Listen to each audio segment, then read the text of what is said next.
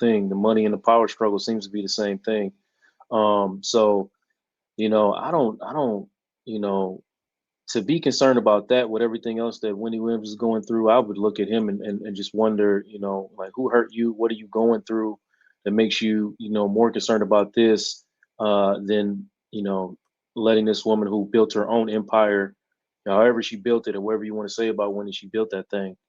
And, whatever contributions he made, I'm sure he, benefited. He got the benefits from that. So, yeah, I don't think you can mutually exclude the two. I think the money and the power struggle is the same thing, for sure.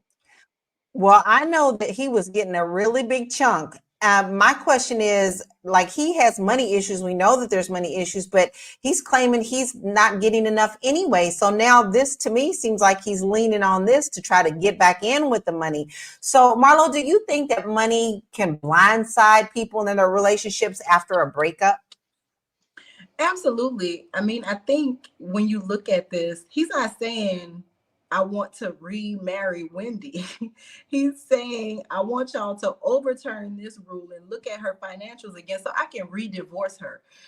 That's so crazy. That is beyond crazy, but it also is what people sometimes set up in their lives, right? I definitely sympathize with Wendy, but I think that just by the way that Kevin is acting, the way that she spoke about Kevin when she was well, she's created a sense of entitlement in this man, right? There are times when they were happy that she would say, we built this, right?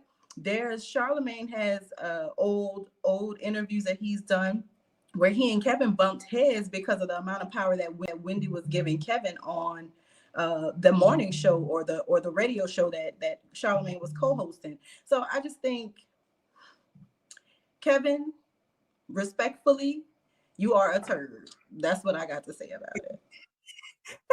And he had a video that came out and he was like, I just need y'all to respectfully stay out of my business. And if you have anything wrong to say, you need to stay out of it. Listen, a lot of Black people said it's illegal to hide money in a divorce. Yeah, it is.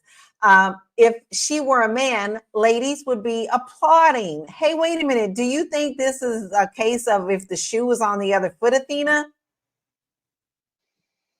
Definitely not. So what I would want to say about this Wendy's divorce situation is this is a classic case of why you should never marry down and date no dusty man, ladies, because this is a situation to where even with this settlement, he could not make it survive with him and his side woman and side baby that he had on her, that he has to come back now to try to get a divorce so he can nullify the divorce so he can get more money.